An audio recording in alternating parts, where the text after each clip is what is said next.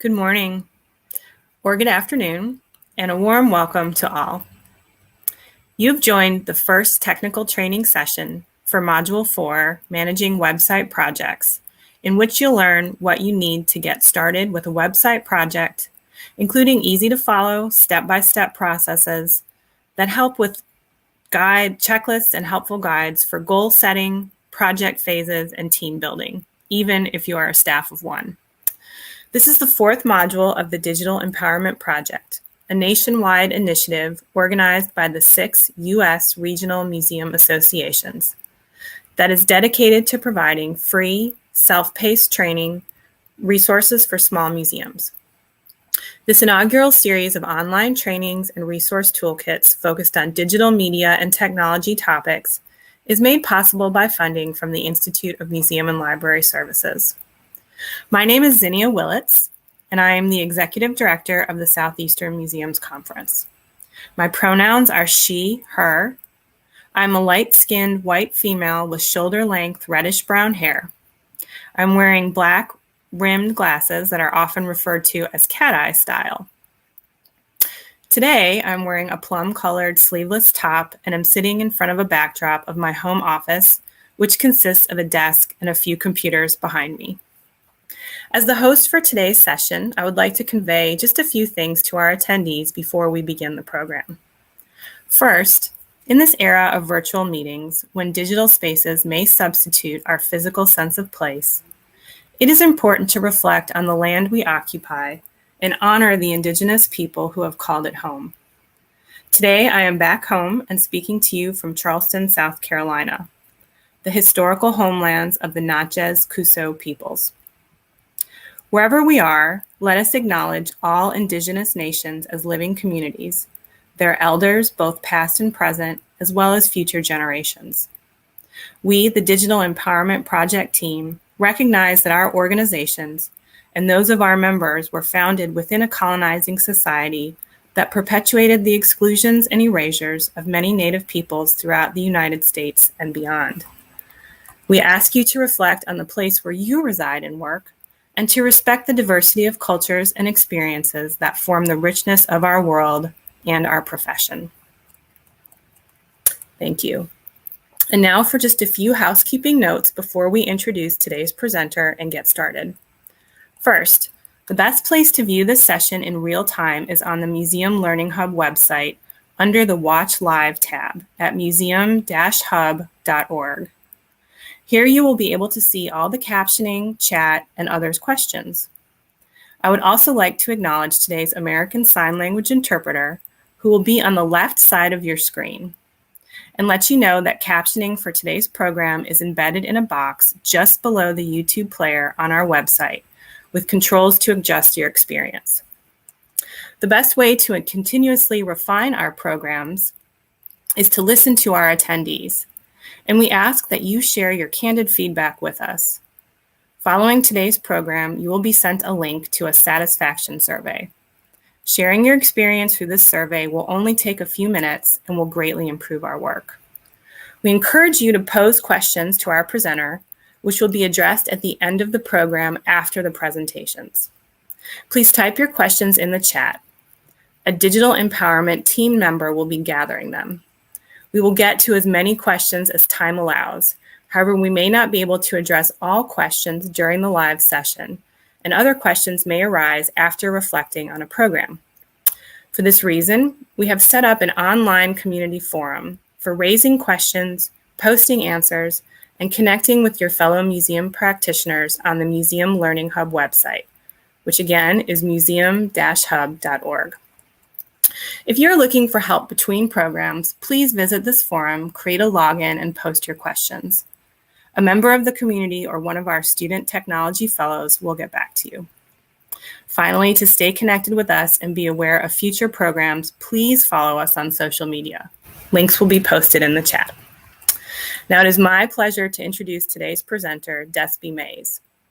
Despi is the founder and lead strategist of Bluebird, a marketing consultancy focused on serving solopreneurs, startups, and nonprofits. Her marketing career has spanned nearly 2 decades and crisscrossed through nonprofits, consumer brands, agencies, and the startup world. She has led digital marketing and interactive technology projects in collaboration with museums, ranging from the Terre Haute Children's Museum to the Musée du Louvre, plus many corporate clients from local farms to Fortune 500 companies. I have enjoyed getting to know Despi and am thankful for the time she has devoted to this session. Now I am pleased to turn the floor over to you, Despi, to begin our session. Thank you, Zinnia. It's awesome to be here. I'm really excited to share this content with you and to have a chance to answer your questions both now and in the forum, as she mentioned. So I'm just going to jump right in. I know time is short, so we're going to get right in there so we can get to the content everybody is here to see. Okay, so as Zinnia mentioned, my career and working in tech and marketing and the museum space has kind of taken me all over the place.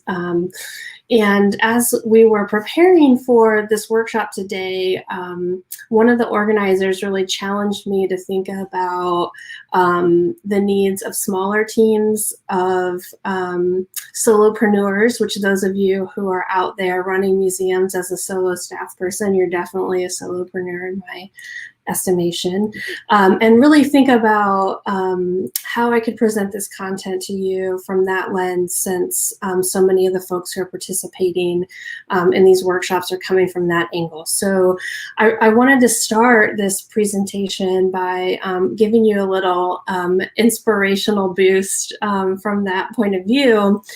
So the first step, there's a few steps we'll talk through today of planning your website project, is truly to believe that you can do it. And you know, as I was talking with her about what I was going to present today, I was thinking about all of the folks I've worked with to build websites, who's had the biggest challenge, the smallest teams, and there are a couple of local farmers that came to mind because local food is something that's really important to me personally. So anytime I have an opportunity to build technology for somebody who's out there trying to grow our food, I am excited to work with them to do that. But it's a big challenge if you're a farmer and you're trying to build a website, because from dawn until dusk, you're doing this. Or some variation of this activity, which is not really conducive to project planning and writing content and figuring out what your payment processor is going to be, or you know, all of the little things that make up a website project.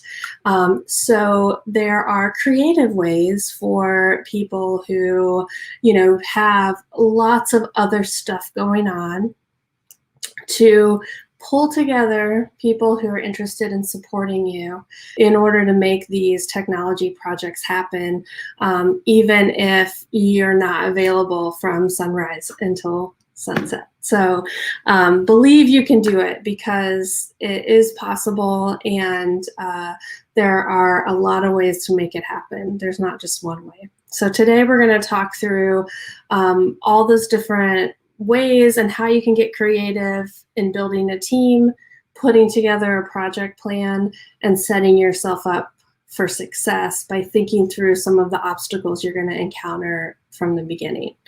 So the first thing I'm going to talk about is building a team. And even if you are a staff of one, you probably can't do it alone. I put that probably in there because if somebody told me I couldn't do it alone, I'd be tempted to, just to prove them wrong. So if you're like me, that probably is giving you some room to accept help. So any team that you're putting together to build a website, or to redesign a website, or to add on to a website, consider these 4 functions. Often, as the person who is the leader of an organization, or you know, the person who's doing the organizing, you find yourself in the project manager role. And that role is arguably the most important piece of the team because it keeps everybody else moving. And you might decide that's not the best role for you. Maybe you fit into one of these other categories better. But it's really important for the project manager to care deeply about the outcome of this project and be willing week after week to solve the problems, keep an eye on what's happening, kind of live with it as top of mind, The content manager is somebody who's going to go out, loves to do research, is going to find things, is a good writer, is going to help you edit. That person is the information person. The creative lead is somebody who's going to help you resize images or create graphics, possibly even design your website. It really depends on the scope of the project as to exactly what the duties of each of these roles might be. But you just want to be thinking about the function. Who's the creative person who's going to help bring this to life? And then, of course, the technical lead. I feel like this role is the one that often causes the most anxiety if it's not something that you yourself are comfortable taking on, because you have to find that person. You feel like you might not have the vocabulary or the experience to talk to them in their language. This person really is responsible for setting up everything from your hosting account to migrating content into the built website, helping you figure out how to use it after it launches and all of that. So in order to help you actually turn this into an actionable kind of request of somebody, I created some job descriptions, and I heard that these resources are available to you. They went out via email today if you're registered, and they'll also be available on the museum hub as well. So these job descriptions are intended to be a place to start. With each one of them, it gives you a detailed overview of what this position should do, and you can customize it to your specific project so that as you're out there looking for people to help you, you have something you can share that's kind of specific about what you need each person to do. So the next question, of course, is where are you going to find these people? And I'm sure you have a sense already of where you might look. I think a lot of us would look to a group of volunteers, and often volunteers are best suited to help with content because they've been involved with your organization for a long time. They know it. They might have helped you already with archival projects or digitization projects or things like that. So content is the best place to start often with volunteers, but you might get lucky and have a really amazing design resource or a really amazing technical resource that could serve you really well. I think interns are really excellent for well-defined content roles, sometimes graphic design help, and sometimes technical work, especially content migration. So when you're ready to take that content that you've gathered and copy it into a website, that's a really excellent intern project. But the thing about interns I've encountered is that the projects need to be really specific and pretty easily turned into a checklist of things to do. I have been a part of projects where, an intern is assigned to build a technical project, and they might have a little bit of experience doing that, but they struggle through the problems and challenges. And if the project that they've been given is broad, they might not know how to overcome those obstacles. So well-defined roles more successful there.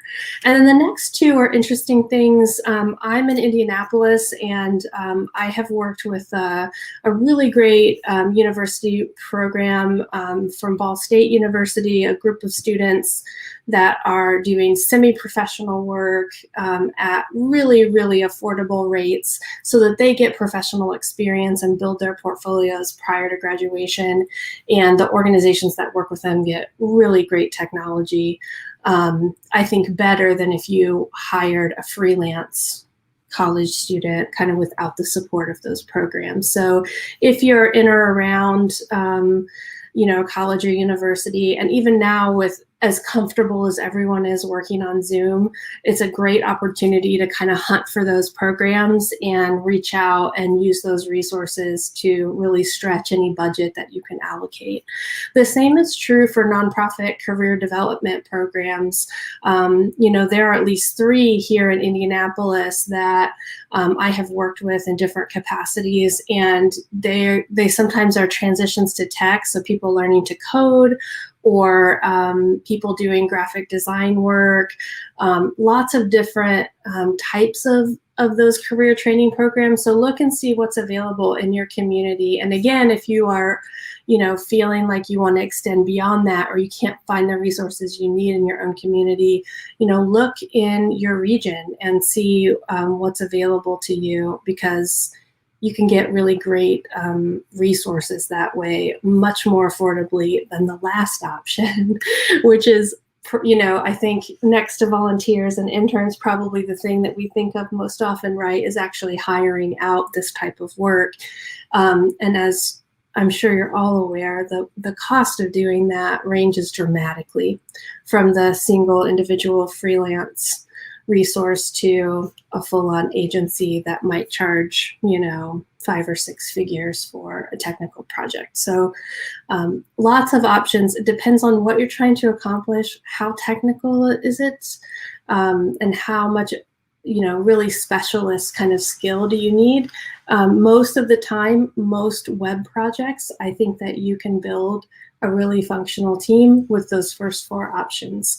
And, if you have the luxury of a budget that allows you to hire out parts, I would say that design and technical implementation are the parts that really you get the most value for sending to a paid resource.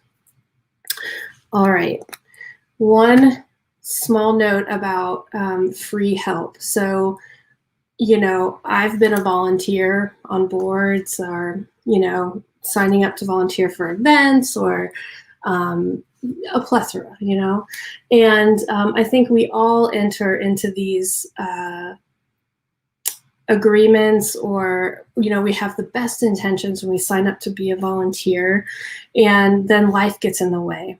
And when you, as a person who has a paying job, and maybe you have kids, and you have a partner, or you have family, whatever the case may be, whenever pressure starts to bubble up, the thing that is going to get pressed out is the thing that has the least consequence for not doing, right? I mean, it's just basic. So I'm suggesting these ideas to create a little more accountability for volunteers, so that your project isn't the first thing to go on the to-do list. And it's not to question the commitment of a volunteer, but rather to create an agreement between you and that person who's agreed to help you, so that your project keeps moving forward. And if that person can't live up to that commitment, that they have a clear means of communicating that to you. So you can do that by creating an actual project agreement, and that can be as simple as an email or something you actually both sign. I think it's more important that you just review the details of what your agreement is and sort of make this handshake agreement, because it says to this person, here's what I need, I'm relying upon you, and here's how you can communicate to me if you can't fulfill that need. Also, scheduling check-ins. I think this is related to interns too. Not waiting for things to be off the rails before you have that check-in. So whatever a reasonable regular check-in cadence is, and just cancel it if you don't need the time. You feel like everything's cool, great. But if not, then, or even if things, it's just helpful to talk through things. It doesn't have to mean that things are not going well. It just helps things go better. The other thing is asking for work samples. This wasn't exactly a volunteer situation, but I was in a situation where I was working for somebody who was trying to create a multimedia experience, and somebody who had been like a show operator was really excited about creating this 3D animated thing, and it was supposed to be 25 minutes long. School groups come see this show, whole thing. Well, months and months of work and effort, and the big reveal day came, and this person excitedly showed their work, which was intended to be sort of like a space experience, shuttle launch, exciting explosions. And this person had very carefully animated a single paper airplane going in a slow circle around the room, and we had maybe 6 more weeks to finish the other like 28 minutes and 30 seconds or whatever of the show. And so in this instance, it is not that person's fault. They were excited, they wanted to help, but there was not enough oversight, so those check-ins were not in place, and this person didn't really have the chops to do the job, this deadline-driven job, and nobody really knew because there hadn't been that sort of check-in on what kind of work have you done before that would tell me that you can do this work. So especially when deadlines are involved, ask for work samples. And then the last one is, pay when you can. And you can't always, but if you can, even if it's a small honorarium, consider doing that, because as the first bullet here, creating that agreement, having that actual payment functions in exactly the same way. That person realizes this is an important project for you, and your financial commitment is in exchange for their time commitment. So, all right. The next step, once you have your team, is building a project plan. So the first part of building a successful web project plan is creating goals. And we'll talk through that in a little more detail in a minute. Also, having a flexible timeline. So I'll talk through that in some detail as well. Creating solid technical requirements is really important, even if you might feel intimidated by that process. It's easy to begin, and I've created a resource that can help you begin as well. And then setting a project check-in cadence. So even if you're going to build this whole thing, you're going to write all the content, you're going to install WordPress, you're going to migrate it all, putting time on your own calendar to check in and say, how's it going? Am I on schedule? Do I need to, fit in more time, less time? It's probably never less time if we're being real, right? That self check-in matters too. And if you're working with a team, then it matters even that much more, because it will affect everyone on the team. So in the third technical workshop, I'll be talking about project management and working with technical resources and some of those things, about kind of the nitty-gritty of being in the midst of it. And I'll talk more about this particular point then. So when you're starting with your goals, there are 4 types of goals that I would suggest that you create for the project. And the first one is a really clear purpose statement. Why are you doing it? And there are so many reasons why. They come from, we need to solve a particular business type problem, like a revenue problem, or we need to provide better audience engagement or better access to our content. We have something new that we're releasing. It could be a technology problem. Some piece of technology is no longer supported. So there are lots of whys, and knowing what yours is will help you later down the road when scope creep starts coming up and you think, ooh, I really want to add on this amazing part of this project, and when you go back to that clear purpose, like, does this shiny, wonderful thing really fit into that why? And if it doesn't, it should go on to a post-launch to-do list, So these goals can be really helpful tools in keeping the project focused.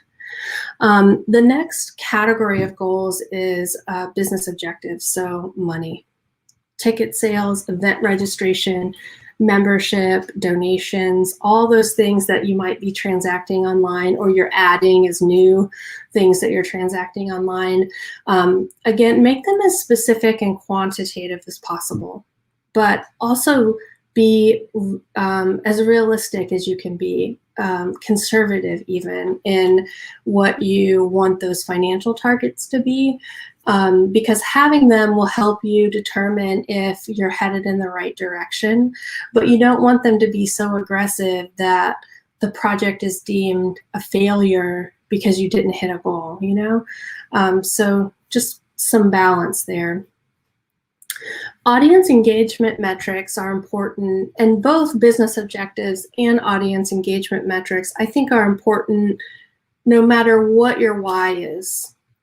So no matter why you're doing the project, thinking through how it's going to have an impact on the business aspect of what you do, and also how is it going to have an impact on how you're engaging your audiences, both super important. So how will you engage the audience that you serve, and what do you need to measure in order to know if you're successful?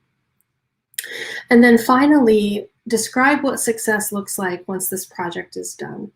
And you can do it, 3 months, 6 months, a year out. You can do just a year out. But having some idea of, when you look back on this project, what is it about this project that's going to make you say, yeah, we did it? And document that, because that's sort of the North Star then that everybody is working toward. And having that document that you can refer back to is nice when you get there. It's a way to celebrate getting there. So I created a goal setting worksheet that has one of these, I'm going to skip ahead for a second, has one of these sort of website goals, Mad Libs in there for you to create that sort of why purpose statement. So, you can, if you want these to be a little different, you can say this website will help an audience with a problem to solve in order to do X, or because we believe Y. Does that make sense? So you really just want this to be a single, impactful statement, like an elevator pitch. Like if somebody asked you, why are you doing this website project? This statement is your answer. And when you say it, they say, oh yeah, that makes sense. So that's what the goals worksheet will help you do. I'm going to go back now to these two slides. And I thought it was important just to say a little bit about this, that when you're setting goals, remember that a website is none of these things. And sometimes we get caught up in wanting to make something that is character by character or pixel by pixel perfect, and is 100% complete and tells the entire story forever and ever. And people simply do not expect that. And it just is not possible. I would argue it is not possible. Even with an endless amount of resources and time, you will always find something that you want to change, because things are always changing. If you think about the work that you're doing, you're always looking for ways to engage audiences better, to make what you do more relevant. So to think that your website is going to be something that you put in print and it never changes, it just doesn't work like that. And the more that you think about it instead as this living, breathing thing that is always a work in progress, is made as a toolkit for the audiences that you serve, and is about, first and foremost, what they are trying to accomplish when they're engaging with you, the more successful your web project will be, no matter what project that is. If you think about it in this way, it will just always be more relevant. All right, so about that timeline. I'm sure there's a variety of opinions about project management and timeline from the folks that are here with me today, or if you're watching the recording. Timelines, I think, for some people are energizing and it gives them a sense of purpose and stuff to do. And for other people, it's absolutely terrifying or demotivating. So I want to encourage you to have an agile-ish mindset about timeline. So, previously in sort of the tech space, waterfall is the predominant method of planning and implementing projects. And what that means, a waterfall method means we spend an enormous amount of time planning. We try and plan for every possible thing that could go wrong, every possible detail. If you've heard that saying, you see the forest instead of the trees, or vice versa. Waterfall is about detailing every single tree that's in the forest, and we're going to paint and model and know everything about every tree before we plant the forest. And Agile is like, we just need a forest. So we know it's going to have some trees. We're going to start building it. And we know that it's going to change, that the requirements of the project will change as we start to implement it. So we're just going to take it one tree at a time, So I'm advocating a little bit of a blend. I've created a timeline template that gives you a look at if you are doing a small, medium, or large size project, and I've done that just based on page number of pages, about how long each key milestone takes, from kicking things off and creating a site map to building a content plan, getting a design, implementing that design, testing, and launch. So those are the basic parts for building a website or redesigning a website. So within those parts, though, there are a lot of details. And as you go through the project, you're going to learn things that change your plan. And if you have a waterfall mindset and you have done all this planning and you have this perfect timeline that has tons of assignments and, all these deadlines, when something goes wrong, it's like dominoes falling. Everything in your plan and all those deadlines and assignments, could be wiped out, irrelevant.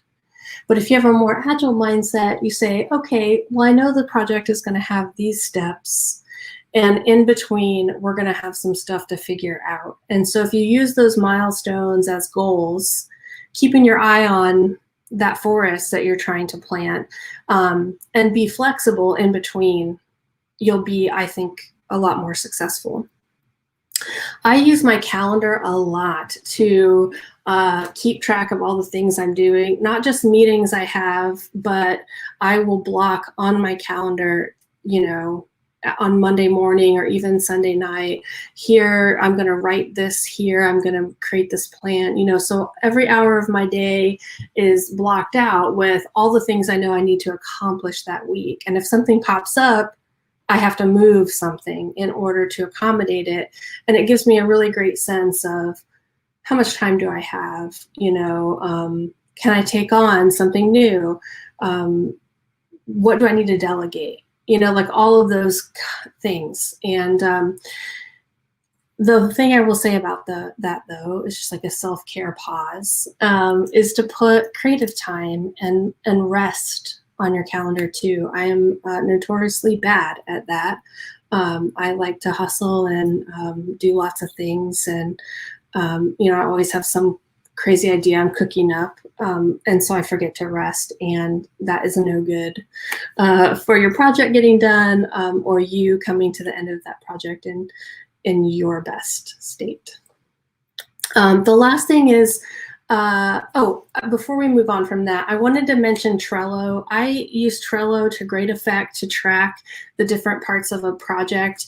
It uses a system called Kanban, which is a tool that Agile technical folks use, which basically is these different lanes. And you have these cards that basically get organized into different states of a project. And you can just drag and drop them. You can reorganize them to reprioritize them. And it's a really great way to keep things organized and visual if you're a visual person.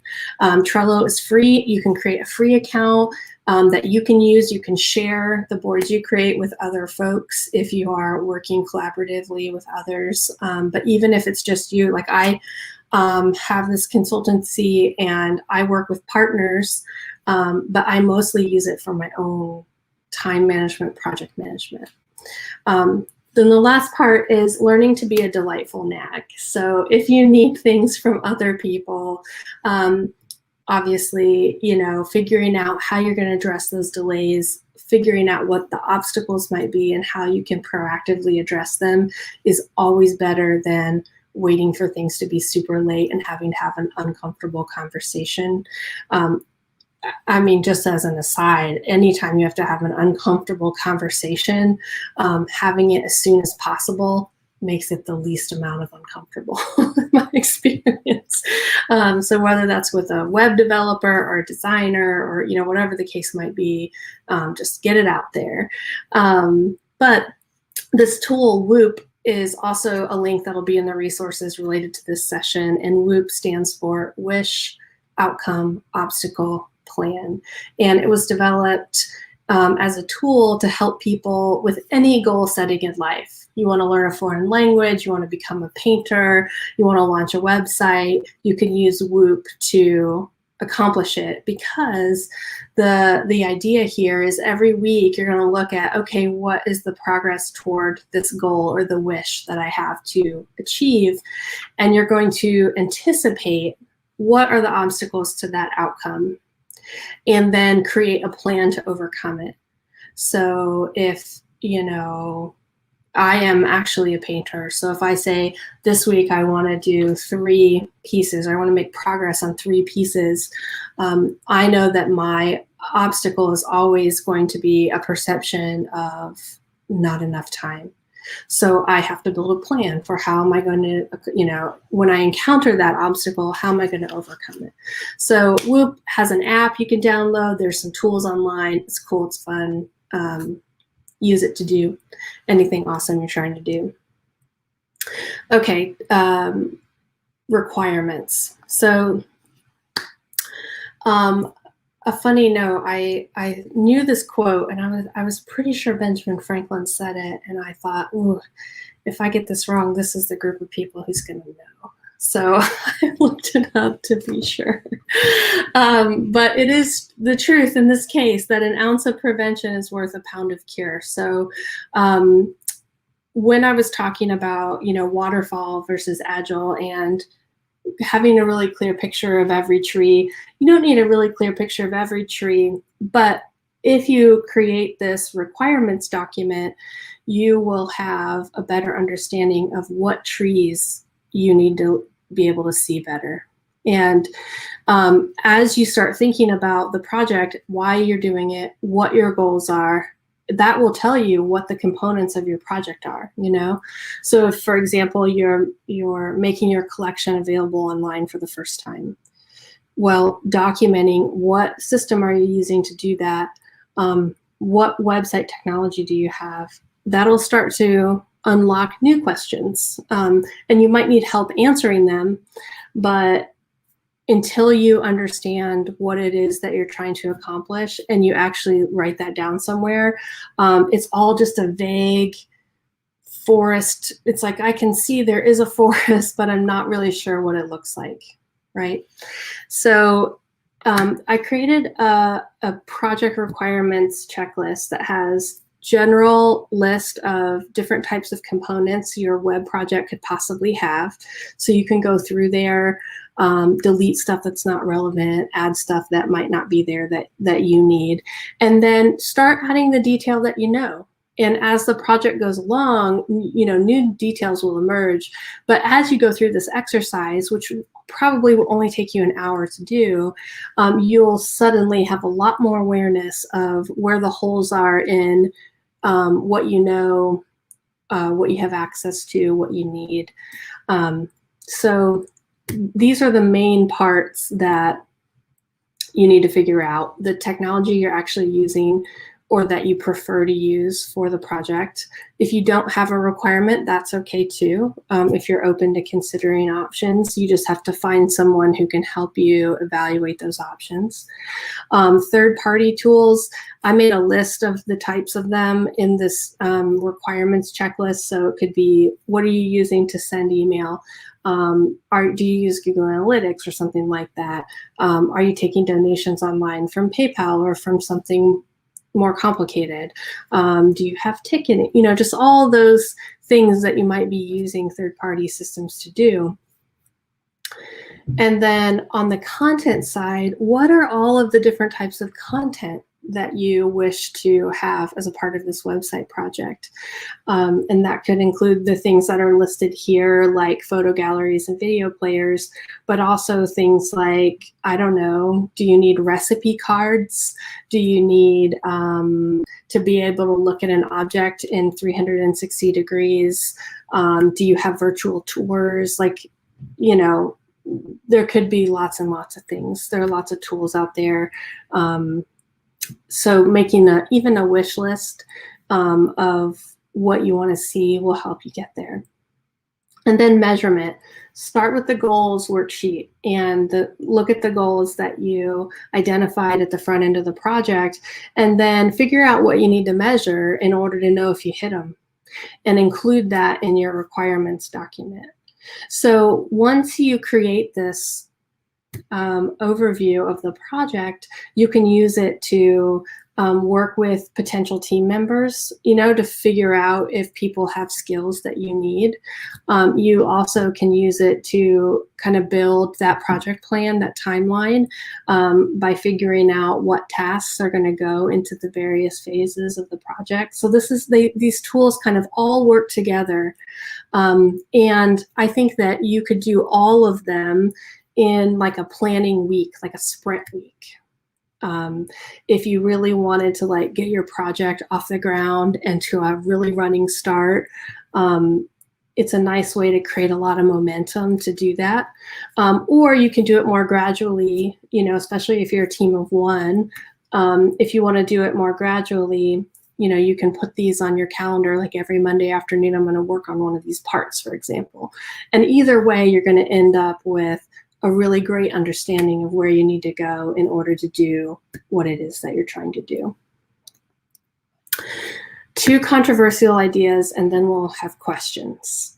So some people absolutely disagree with me, but I'm throwing them out there because I think they're both so helpful. If you have a budget and you're trying to hire out work for any part of your web project, be willing to disclose that budget, even if it's a range or a not to exceed number, because it will make sure that you're sitting at the table with somebody who can do what you need for the budget that you have. And it will save you so much time and headache. And similarly, RFPs are kind of dying on our side of the industry, right? Like the people who are building technology or creating design, less and less want to respond to them because, often it feels like, oh, I'm just a bid. I'm a bid in this process. But you need competing bids for all kinds of reasons. You want to make sure you're making a good investment. You want to make sure that, you're not overpaying for what it is you're getting. But instead of going through a more formal RFP process where you send out an RFP and you just wait to see what comes back, instead consider looking around in your community or regionally or online, however you want the selection process to be. I would recommend asking people who they work with. That's awesome. I think that's the best way to really find a good fit. But find those partners that you want to work with and ask them to bid. Because, and I know this isn't always possible, that there might be regulatory reasons or accessibility reasons. There might be lots of reasons why you want to send something out more broadly. But I think if you want to have really good conversations with people who can find creative solutions to do what you need to do for the budget you have, making sure that you reach out and kind of pick people who can do that is going to give you a better result. So that's my soapbox on that. In the third session, I will talk a lot more about managing the project, choosing technical partners, and I'll create a technical partner interview sheet. That's one of the things that's on my to-do list for that session. So, all right, I know I'm a little bit over, and I want to be able to get to all of your questions. So there's lots of ways to connect with me. I'm lucky in that my name is Despi. So if you Google me, you'll probably find me. So you can find me in all these places. My digital studio, you can find me obviously online as well. And then there are all these ways to keep in touch with the Museum Learning Hub and connect with them on social as well. So I'm going to turn it over to Zinnia to facilitate Q&A. Thank you. Stop sharing, huh? That was great. I was taking notes through the entire session. As we've talked about, I'm also your target audience as the director of an organization that has a website. That I'm still relatively new to this position, and I don't feel like our website has ever really been anybody's baby. And so it's, kind of an ongoing process. So we do have some questions. Some of them may be mine that I put in there as well. But so I'll start with the attendee questions first. All right. As you have advised nonprofits on the development of their websites, what have you suggested they prioritize? That's a great question. I think it would really depend on what the goal is. So if you are trying to raise money, obviously you want to prioritize the things that do that well.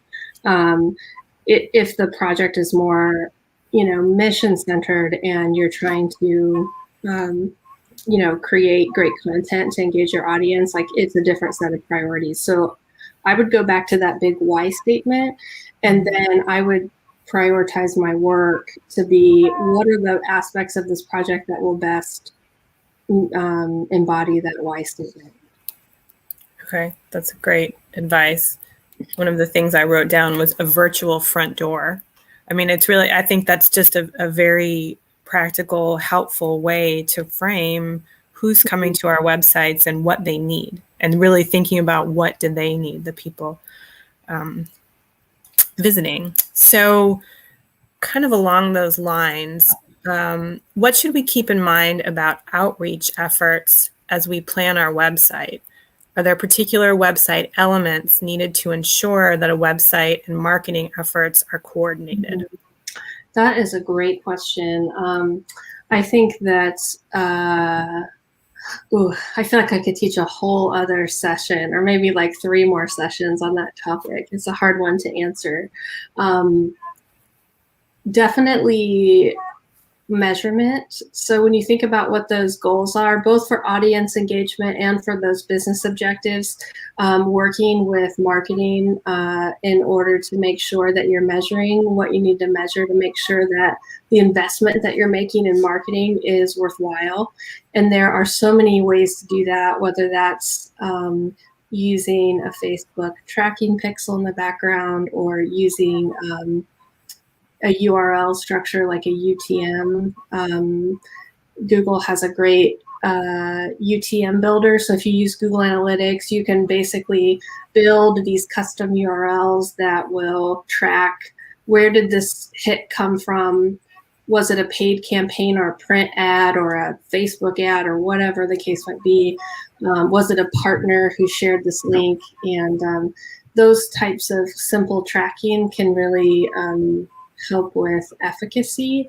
In terms of making sure that your your website is serving your audience from a marketing perspective, I think the best thing to do is just make it extraordinarily user-friendly, and especially on mobile, because people are going to be making decisions about how am I going to spend my day. Can we go here? What are the hours? Where do I park? Do I have to pay? They're going to be wanting to answer all those questions like instantly.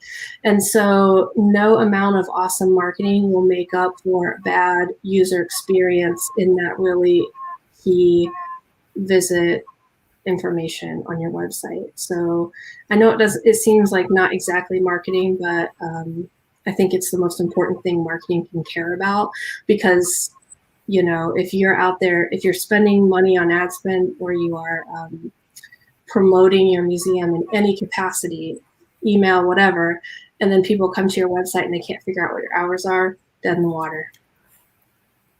That is so true as a user of many websites, and especially when you're traveling and you just want that information. So that's a good way to think about it, is what is the quick information that people might need right away in the palm of their hand. Yeah. So that sort of aligns with the next question in a flipped way, but what are some common website project pitfalls? I think I'll talk about this in the content workshop a lot. I think one of the biggest pitfalls is waiting too late to start content planning. A lot of people are excited about design, and they go from having a plan to a design phase. And then the content is like fit into the design rather than vice versa.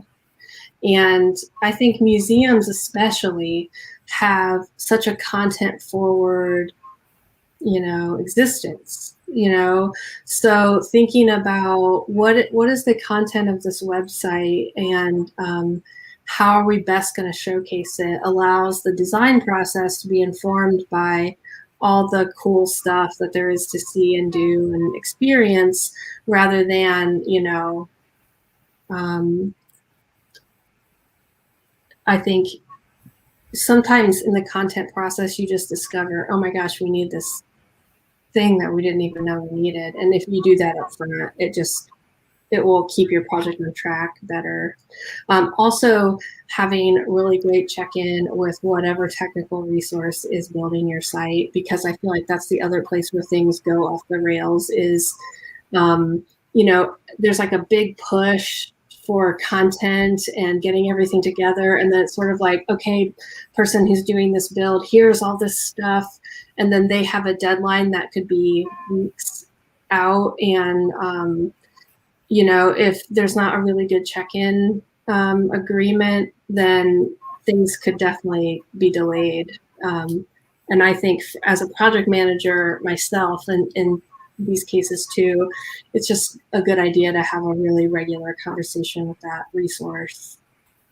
Well, and I love that idea too of kind of understanding everybody's roles within the website development, so that helps to keep the timelines realistic, because once your part is done, it's, I'm going to dump all the content now into the technologist who's like, whoa, let's go back to that realistic timeline. Yeah. Just understanding how long it takes to keep things on track. So that was really great advice.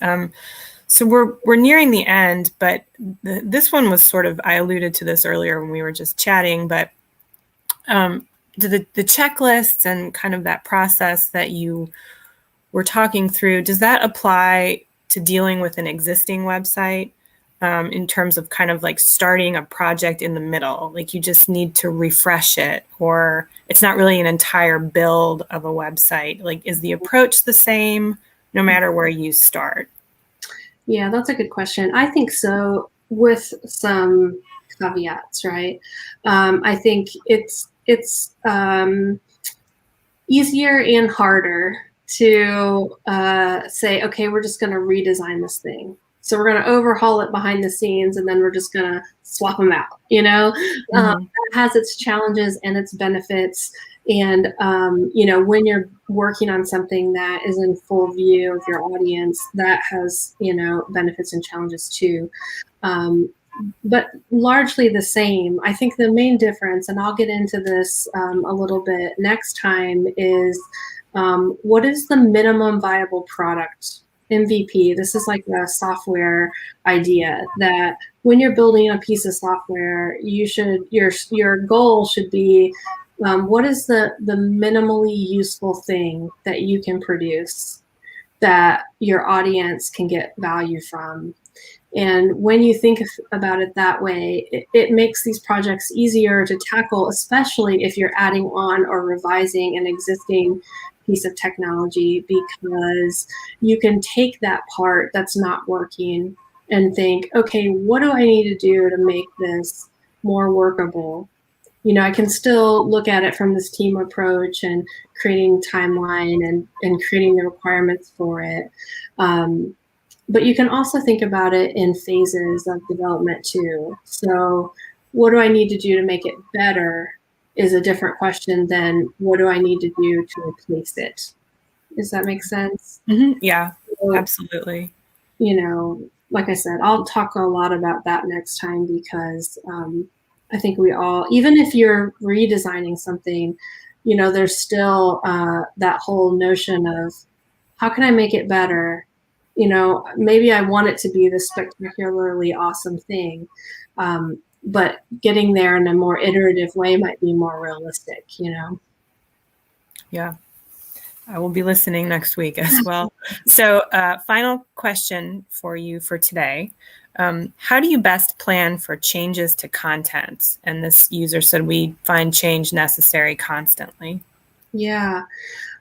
So one of the ways I think is if you have the ability to, I have different answers depending on your technology situation. So if you are in a situation where you're building a new website or you're redesigning a site and you have the ability to create a more modular design, that will help you tremendously. So there are lots of sort of drag and drop WordPress tools, other content management tools that allow you to be much more flexible about how your pages lay out, and you can build custom pages and, with the same tool set, with the same design elements.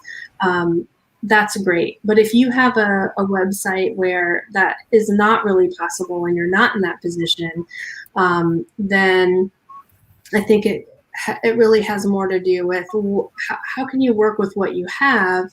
And often that means you, at the minimum, probably have the ability to make copy changes, image changes. Maybe you can embed YouTube video. And you can do a lot, actually, with those elements to tell different stories, to make your content relevant to the moment. So without knowing a little more about the context of your question, it's hard to answer the specifics. But I think having, if it's possible, a single point of contact where a single person who's making those changes, really great, as long as that person doesn't become a bottleneck.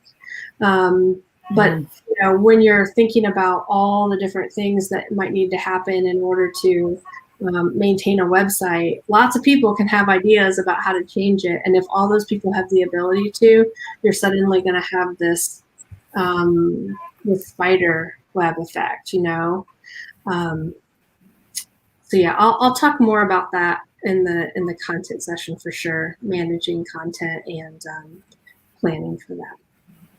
Okay, well, wonderful. Well, this was a great session, and we very much thank you for your time and are looking forward to seeing you again next week. So I'm just going to close us out and say thank you to all of you for attending today's session on managing website projects. And again, Despi, a huge thanks for sharing your technical experience with website development and management. We'll look forward to more. So just a few final reminders. After each module, all of the videos will be available on our website, as well as a complete toolkit of resources provided by our presenters. So, and also remember that if you missed any of this session or you just want to watch it again, you can access the recording on the Museum Learning Hub website. Again, that's museum-hub.org under the Recent Webinars tab at the top of the page. If you would please complete the post-event survey and feedback form, that helps us greatly. And then don't forget to visit the forum on our website to ask any questions related to this presentation or additional tech questions. As always, follow the Museum Learning Hub on social media. And finally, please join us next Tuesday, which is July the 20th, for the second technical training workshop for Module 4.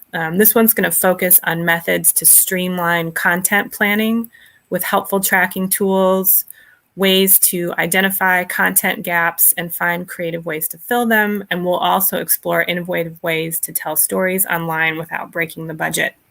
So that's everyone needs to know that. This session will once again be taught by Despi Mays. Again, she's the founder and lead strategist of Bluebird out of Indianapolis, Indiana. And I've enjoyed being today's host and look forward to seeing you again next week. So thank you all for attending today's session and have a fabulous day. Correction, that's next Wednesday. Oh my gosh, thank you. No problem, but I don't want to mislead anybody on this broadcast. It'll be next Wednesday, July 21st, just backing you up.